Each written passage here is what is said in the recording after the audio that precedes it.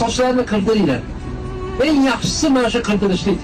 Rasululloh sollallohu alayhi va sallam mag'firat so'ragan sochini qirdirganlarga, Parvardigor gunohlarni kechirgin sochini qirdirganlarga deganda bitta sahoba, "Ya Rasululloh, qisqartirganlarni ham so'rab qo'ying" deganda, yana qo'lini ochib turib, "Parvardigor, sochini qirdirganlar gunohlarini kechirgin" dedi.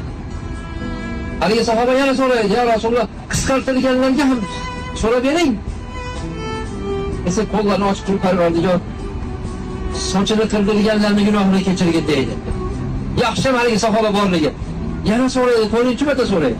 "Ya Rasululloh, qisqartirganlarga ham deb so'rab qo'ying" deganda, "Val muqassirin", hali qisqartirganlar ham noumid bo'lmasa, ularni ham Alloh gunohini kechirgin deydi. Ya'ni 4 barobar afzal qirdirgan.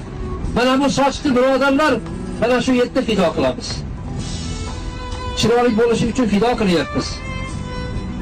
Mana bu yerda tolasini ajriga evaziga sotib olaylik.